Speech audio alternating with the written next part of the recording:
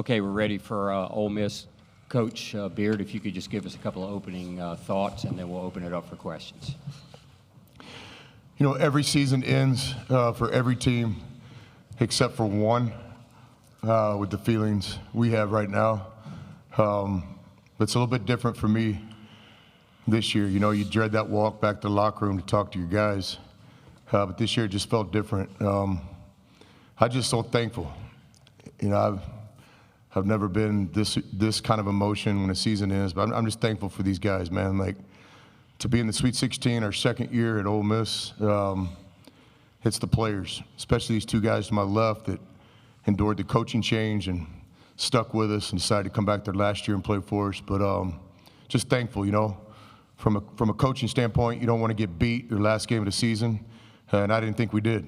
I thought today we just ran out of time. A lot of respect for Michigan State and Coach Izzo. I thought our guys went pound for pound, nose to nose. That was a really tough basketball game. Thought it would be first one to 70 wins, and that turned out to be almost true. But just really thankful and proud of our guys. And the best thing that they did, and the thing I'm most thankful for, not just myself, but for them, I'm thankful that they did this for themselves, is they raised expectations. Nobody in the country thought we'd be in the Sweet 16, second year at Ole Miss when the season started, but these guys had their own expectations, and I'm really thankful for that.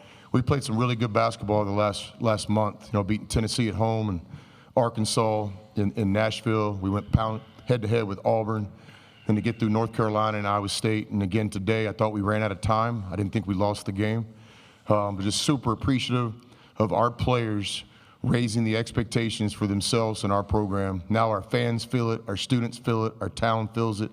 And so, you know, Ole Miss basketball isn't going anywhere. And we'll never forget these seniors that took us on a special ride this year. Thanks, Coach. Let's start with some questions for Jamin and Matthew before we get back to Coach Beard. And we'll go fourth row on the right. We'll start with him.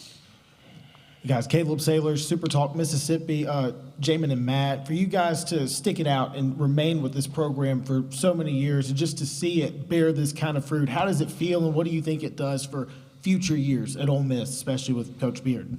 Yeah, it means a lot. You know, obviously just sticking around and seeing the growth, you know, even off the court in the community, you know, just engagement in general. You know, Oxford's a beautiful place, and I'm glad that we were able to, you know, execute. Matthew? No, just being able to be a part of the change has definitely been something special. You know, Ole Miss wasn't really on the national map, you know, a couple years back, and we felt like we've been able to grow it throughout the years. And, you know, like Coach Beard said, Ole Miss will be here to stay. Back row on the left. Manuel Glade, the Crush Sports Talk. Matthew, take me through what you feel like was the difference in the game towards the end, and what did you see? It just came down to which team made the fewest mistakes. You know, it came down to, you know, just execution. You know, they got the upper hand at the end. Raise your hand if you have a question. We'll go down front. We have two questions down front.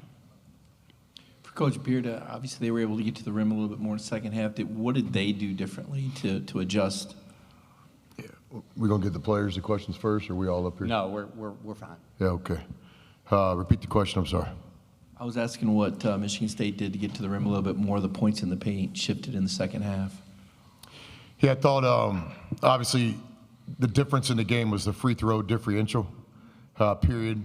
We out-rebounded them. We took care of the basketball.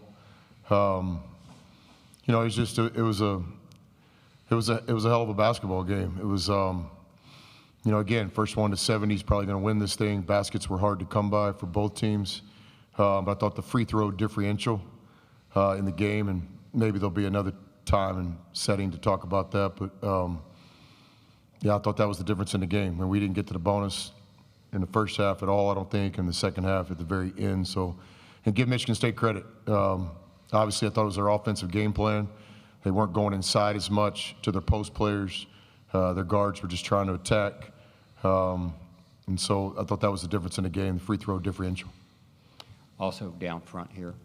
Robbie LaStella, Brackets.org. My question's for Chris. Ton of effort across the board tonight, but Sean really down the stretch, whether it was that offensive rebound drive in the paint, he was dialed in. What's it like to get an effort from somebody like that who's only been here a year but could have been a Rebel for 4 years with how he was playing? Yeah, I think there'll be other times to talk about individual players. The thing about us guys is we were a team.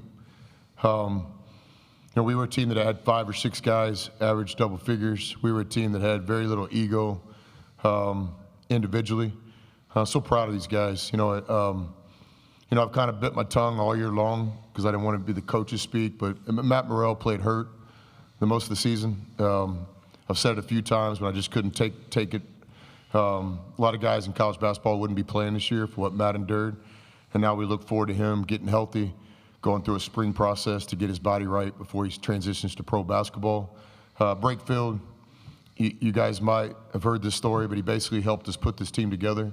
He was a part of every official visit, almost every initial phone call and Zoom. He had his hands all over this team. I don't know what Brake's going to do later in life, but the minute he tells me he wants to coach, he has a job. Although I'll try to do everything I can to discourage him to do that.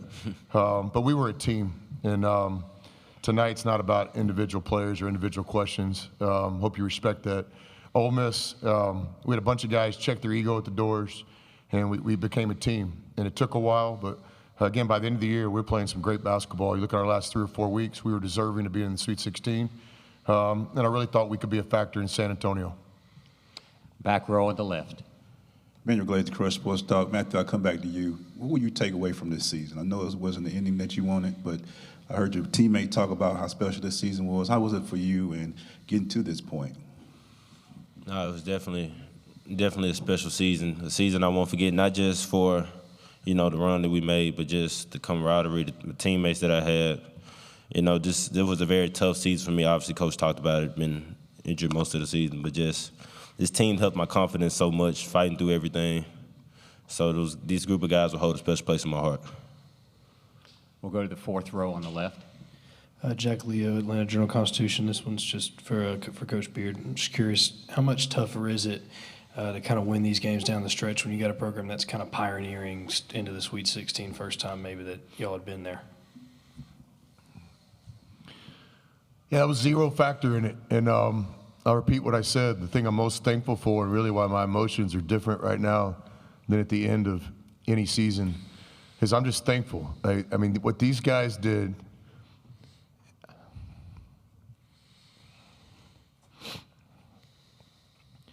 is they raised expectations, first for themselves and then the program.